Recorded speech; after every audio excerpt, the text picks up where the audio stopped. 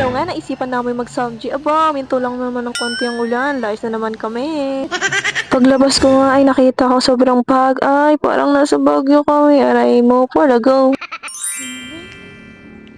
Mapapasabi ka na lang talaga ng from this to this.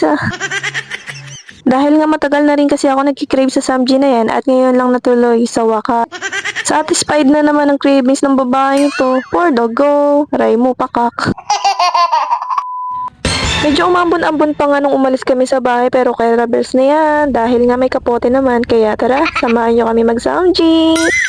Dito nga lang pala kami kumakain sa 18th Street Corner, Fountain Street, East Bahak, Olongapo City. Isa ito sa mga favorite namin spot kapag usapang Samji.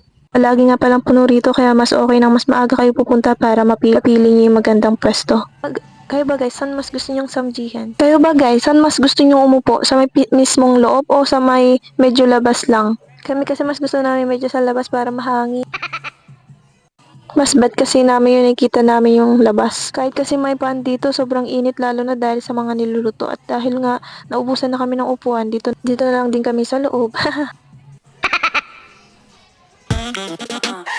Anyways, nag-order na nga yung kasama ko kaya kumuha na rin kami ng mga side dish. Self-service nga pala dito pagdating sa mga dishes. Pero kapag cheese na ang gusto nyo, kailangan nyo lang humingi sa staff. Imagine nyo na lang na mainit-init yung karne, balot mo sa fresh na lettuce, may kimchi, tapos lagyan mo pa ng cheese. Aba, ibang level na talaga yung sarap. Kaya naman, napapadami ang kain namin dito. Oh yes. Habang niluluto pa nga namin mga karne, talaga hindi mapigilan ng pagkuha. Sunod-sunod na balot, lettuce, karne, kimchi, cheese, tapos isang subo ay naku, heaven talaga. Uy, dahan-dahan lang sa pagkain, baka mga bulunan. Uminom ka naman ng tubig.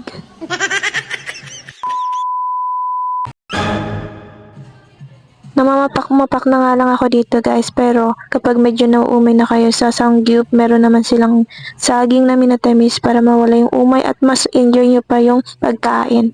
Aba, nakakagulat nga kasi ang sarap din niya, perfect himagas pagkatapos ng ilang rounds na karne.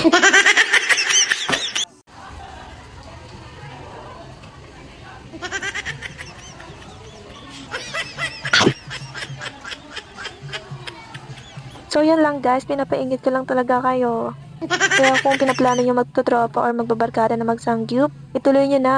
Dahil sobrang sarap lalo na ngayong maulan na panahon. At kung nag-enjoy kayo sa video na ito, huwag nyo kalimutan i-follow, i-like at i-share. Mag-comment din kayo sa baba kung anong gusto nyong maging next vlog ni Ate Brands. Kaya hanggang sa susunod na video, ingat kayo palagi at maraming salamat sa panonood.